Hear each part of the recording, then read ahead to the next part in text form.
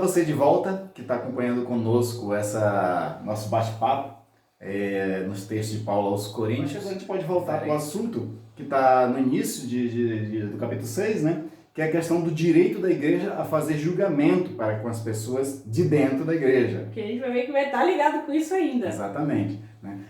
A igreja, ela recebeu da parte de Deus poder de julgamento.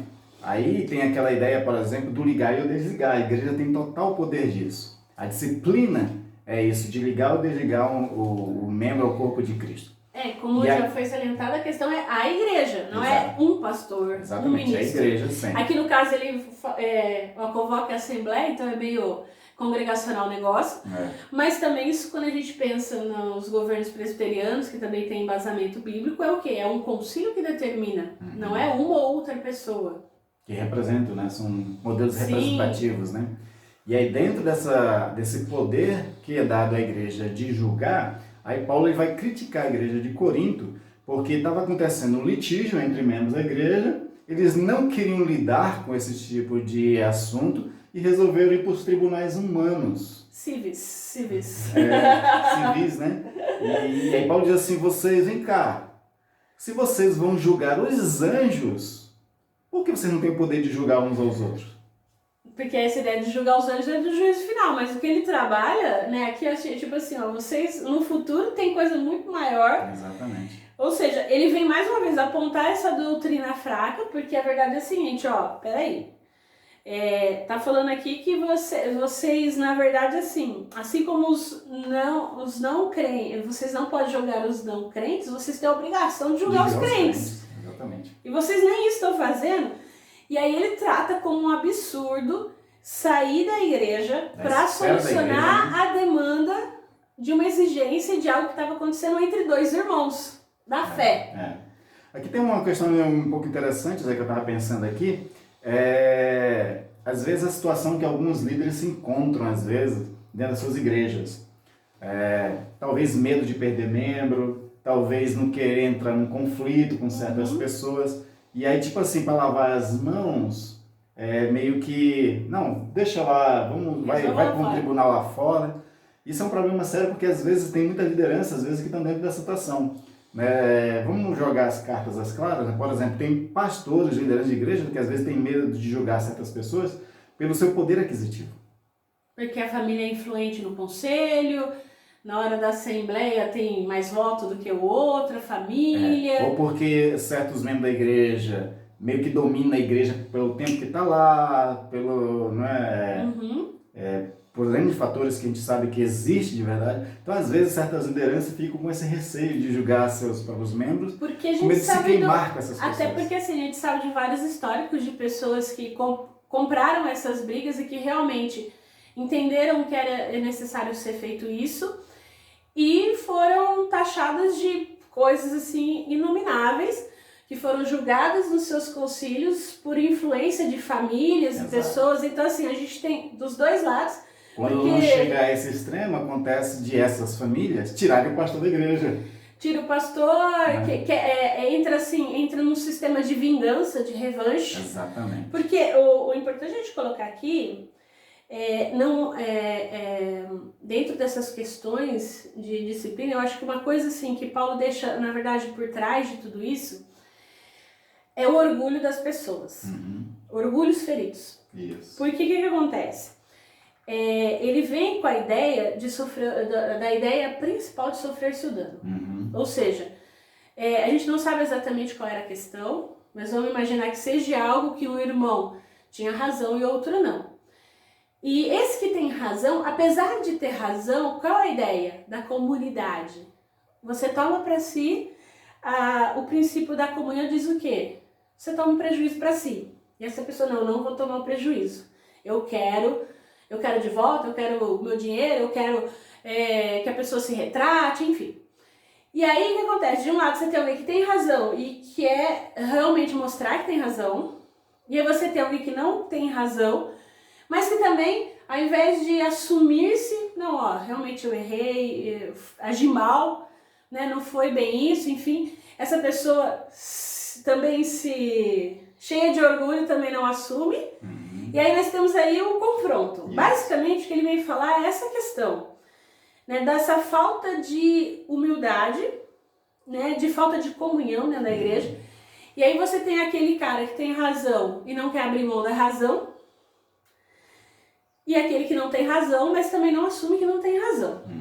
E aí você tem às vezes o concílio, o pastor e o resto tudo no meio.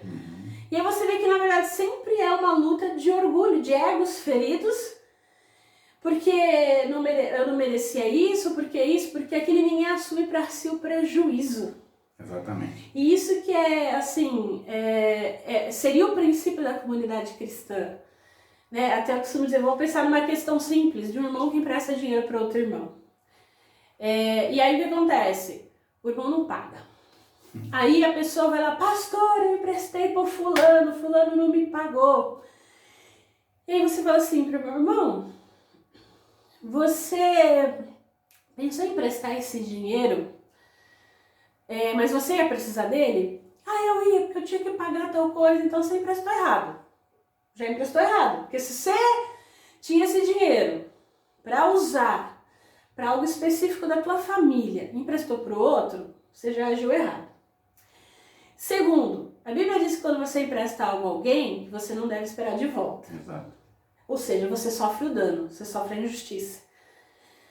E aí, esse é um princípio. E o que a gente tem? Ninguém quer pagar o prejuízo.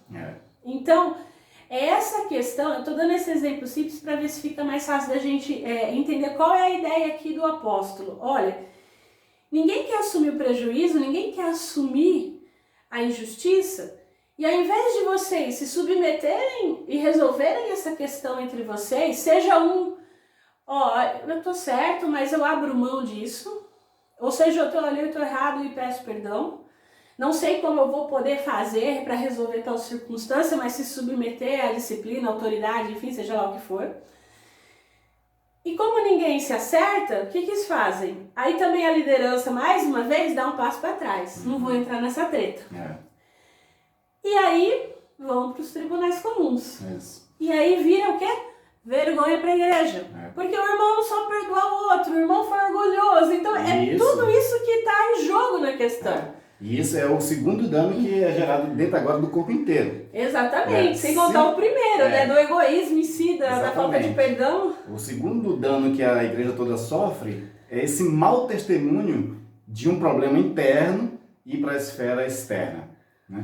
E aí Paulo faz uma crítica muito interessante à igreja de Corinto. Se lá no começo Paulo está já exortando eles de que eles se acham muito sábios, aquela coisa toda, uma sabedoria que na verdade só ensoberbecia, ele pergunta agora, cadê os sábios? Diz assim, não existe nenhum sábio entre vós que possa julgar dentro da irmandade? E aí cabe aqui, cadê os sábios que também? Eu acho que cabe ao sábio que julga, mas aquele também que recebe o julgamento, aceitar o julgamento. Exato. Porque o que nós temos, infelizmente, vamos pensar nos dias de hoje, é a rebeldia. Daquele que não se submete ou não se apresenta para explicar as suas justificativas. E aí o que acontece depois? Eu não gostei da solução. Aí vai lá e começa todo um processo litigioso, às vezes dentro da própria igreja, mas em outros... como que eu posso voltar isso sem enfrentar o problema? Porque a pessoa quer solução. Quais são as instâncias que eu posso recorrer? Mas ela não quer resolver o problema, ela não quer perdoar, não quer sofrer o dano, mas também não quer assumir que está errada. Exato. E aí, com isso, muita gente sofre, o corpo de Cristo sofre, gasta-se tempo, dinheiro atrás dessas coisas, e isso, ao invés de ser benéfico, não ajuda. Não ajuda de jeito nenhum. Né? Então a igreja tem esse poder e Paulo recomenda, parem de querer julgar os de fora, julguem, vocês têm total poder de arbitragem dentro da igreja. E isso é uma das funções primordiais da vida da igreja, para frear a imoralidade, para frear a corrupção dentro da igreja, lembrando, como Paulo colocou, de que a gente não tem que se livrar do mundo, a gente tem que se livrar das pessoas que, se dizendo cristãos, que praticam esse tipo de coisa ruim dentro da igreja, porque isso fere toda a imagem da igreja. Tem um texto de Paulo lá aos Efésios que diz assim, que quando Cristo vier, ele vem buscar para si uma igreja gloriosa, sem mácula, sem ruga e mancha nenhuma, que é a questão do pecado. Então essa igreja que permite esse tipo de coisa acontecer, não está freando através da disciplina, não pode esperar ser encontrada sem mácula quando Jesus vier, né?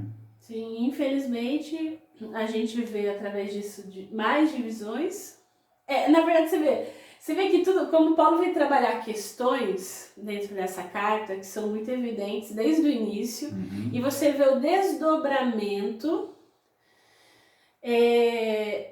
da falta de compreensão do evangelho, que foi aquilo que a gente falou num dos primeiros vídeos, né? Primeiro tem a questão das divisões, do partidarismo, aí você parte agora para essa questão da imoralidade sexual, a questão dos litígios, ou seja, todos os problemas que Paulo vai trabalhar, e depois ele vai continuar trabalhando e a gente vai tratar nos próximos vídeos, tanto problemas eclesiásticos da prática da igreja do cotidiano, quanto os teológicos e doutrinários, procedem da falta de compreensão do evangelho. Exatamente. Né? Da falta de,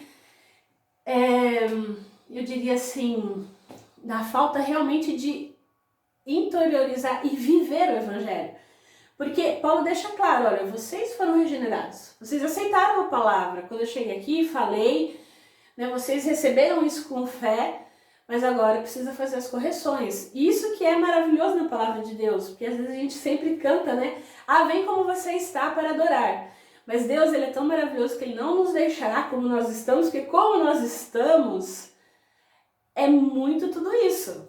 Né? Ele vai transformar, ele vai corrigir, vai passar aquela lixinha onde tem que lixar, vai cortar o que tem que cortar. E o processo de disciplina, de correção, nem sempre ele olha, que delícia ser disciplinado, que maravilha, nossa, fui puxada a orelha pelo conselho, o pastor chamou minha atenção, como eu tô feliz. Não, né? Até ele fala, no começo a disciplina é dolorosa, mas com o tempo você percebe que aquilo é bom para você.